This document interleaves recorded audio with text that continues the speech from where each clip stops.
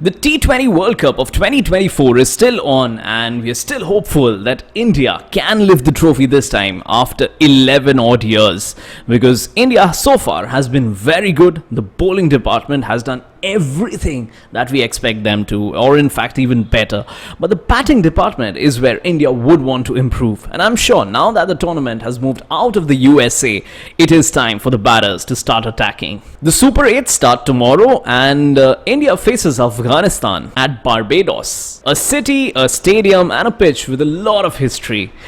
Now, what to expect on this stadium? Usually what we have seen in the past is that the slower spinners are not very effective, but it is the spinners who bowl slightly fast. The quicker spinners are the ones who've been more effective, who've picked more wickets, and the fast bowlers have been good too. But this time, the pitch, as it's looking as of now, the reports that we are getting, it looks like it will favor the slower spinners more. Yes, the ball is not expected to come to the bat very easily. It's not going to be a very easy pitch to bat on, and it could be pretty similar to what we saw in New York. Given all of that, I think India will have to focus on their batting. I think as far as the playing 11 is concerned, maybe an Arshdeep Singh may sit out, or a Mohammad Siraj may get to sit out, because India already has 3 fast bowling options apart from them: Jasprit Bumrah, Hardik Pandya and whichever fast bowler plays. So that would make way for Kuldeep Yadav, who could be very effective with his wrist spin, and who knows, even Yuzi Chahal. I personally would like to see Yuzi Chahal and Kuldeep Yadav playing together, and maybe an Akshar Patel at 7. But that is very unlikely. I think the team will still continue with Ravindra Jadeja and Akshar Patel, and maybe an extra spinner like Kuldeep Yadav.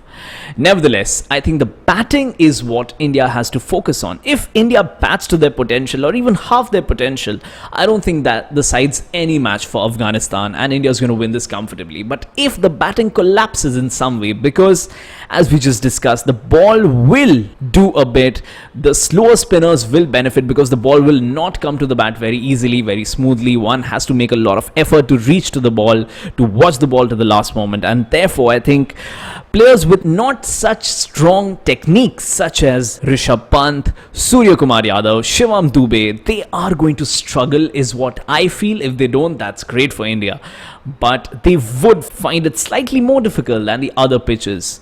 Now, Afghanistan too has very good spinners. Rashid Khan is not slow, he's a fast spinner, but then he's one of the best in the world, if not the best in the world.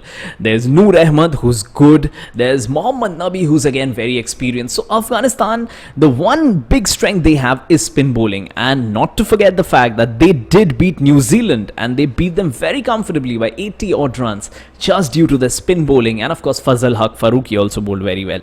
But Afghanistan is a side that has good spin bowling. They may not have a lot of other things, but spin is something that they will come to the field with every time.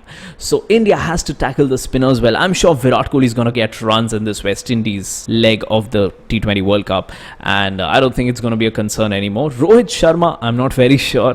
We'll have to see. But the middle order may struggle a bit. After that, I think Hardik Pandya, Akshar Patel, they are going to manage somehow. So it's down to how India bats versus how Afghanistan bowls. But I don't think Afghanistan has the batting that can do well against this Indian bowling lineup. So I think big advantage to India, and it should be a one-sided game tilted towards India's favor. Thank you very much for watching. Bye-bye.